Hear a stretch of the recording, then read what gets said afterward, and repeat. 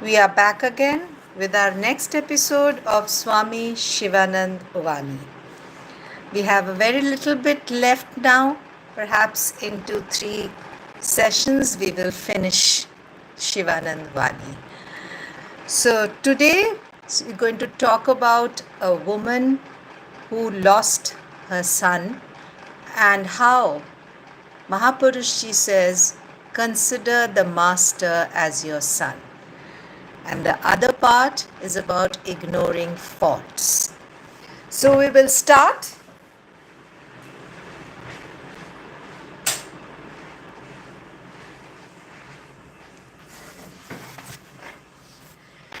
The only son of a woman devotee was seriously ill. When all kinds of treatment had failed and the doctors had declared that the case was hopeless, the woman came to Mahapurushji in despair and prayed piteously, Father, kindly take pity and just say that my son will recover. Mahapurushji heard everything in silence. In reply to the woman's repeated supplication, he said, the boy will come round if the master wants it to be so. So he's not saying that the boy will come. He says only if the master says so. But the boy died a few days later. The woman came again and wailed before him thus, you said, sir, that he would recover, but he is gone. With whom shall I live now? It was a piteous and unending lamentation. At last, Mahapurushji consoled her. Look here, my daughter, I knew that the boy would not live, but you are his mother. How could I tell a mother that her son would not survive? That's why I was forced to say that he would recover. If the master wanted it to be so. But don't wail, my child. I assure you that the master will take pity on you and will wipe away the sorrows of your heart. From now on, you should consider the master himself as your son. He will remove all your wants out of his mercy. He will grant you heavenly peace. The hope and consolation brought solace to the woman. She departed with peace of heart, and later on, her life was spiritually transformed. Now we come to another episode. One day at Belur Math, K. Maharaj complained to Mahapurushji about a certain brahmachari. After hearing it all, Mahapurushji remarked, look here, K. The master used to talk of looking for the sea in a drop of it. Not only did he talk like that, his whole outlook also showed all that. Where is not so? Could we ourselves have found shelter under his feet? He would refuse. We found refuge with him just because he drew us to himself out of his mercy by ignoring all our faults. And who indeed is entirely free from faults? All who have come here have done so with a view to becoming entirely faultless. It is not that they have come without any fault at all.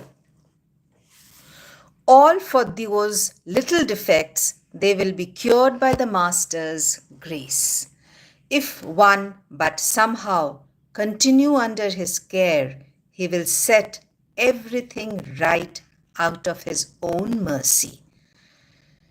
Not convinced by this, K. Maharaj suggested again, it will be good if you call him to you and reprimand him. What you might have heard about him before may not be true after all. What I tell you is as a result of a thorough inquiry. That made Mahapurushji suddenly very serious, and he said with firmness, well, K, do you assume to have greater insight than myself? By the Master's grace, we can understand a man at a single glance. We can see him through and through, inside and outside. The Master trained us variously. How can I tell you all that? These things cannot, in fact, be told to anybody. We know well enough what sort of a man a certain person is, and when he will have perfection or when he will not. A man is not cured simply by advice or rebuking. Change the man's mental tendency through your spiritual force if you can. Noticing the seriousness and demure of Mahapurushji, K. Maharaj folded his hands in supplication and laying his head at his feet said, "Sir, I was ignorant. Please don't be offended with me. Kindly excuse me." Then Mahapurushji added, "If you would cure anybody, you pray earnestly for him. Pray to the Master for him.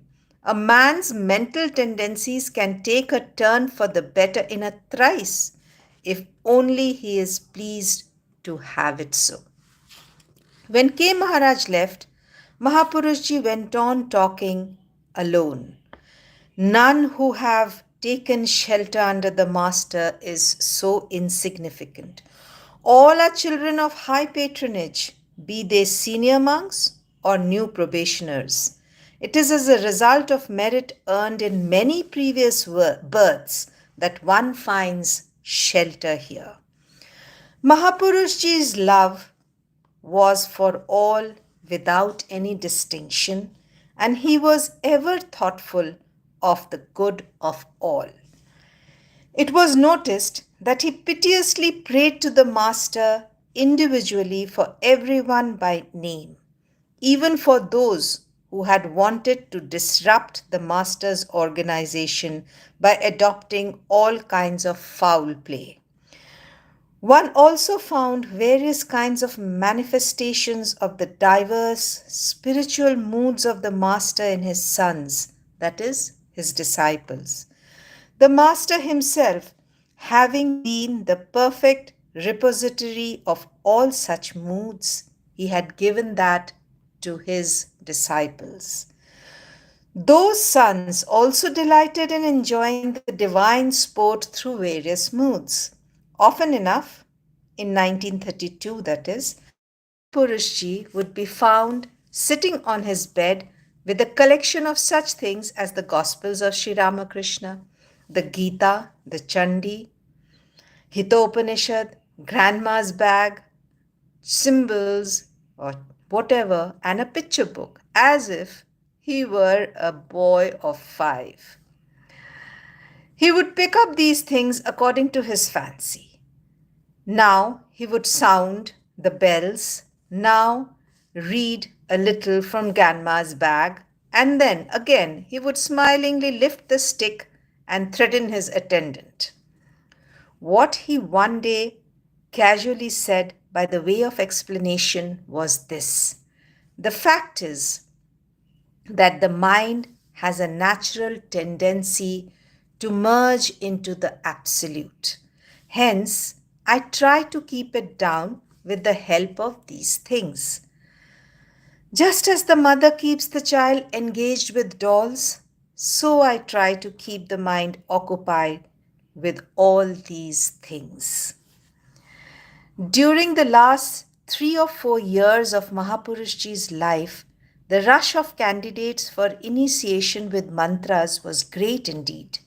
He too blessed them all without caring for his own physical comforts. During those days, one could see him getting ready at 9 o'clock in the morning to accept people into his discipleship. He seldom refused anyone.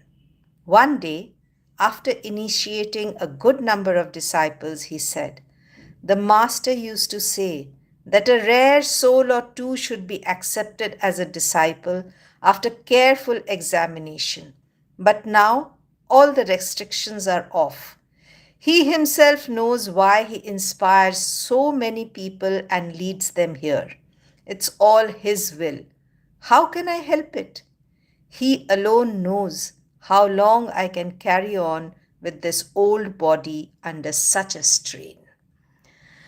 So they give us everything. Thakur and his disciples have given us as much as possible. In fact, everything that they had. May we also be able to take it and grasp what they are saying. Hope you enjoyed today's episode. Do stay tuned to Devakshar and do like and share our videos and subscribe to our channel if you already haven't. Thank you so much for being with us. Namaskar.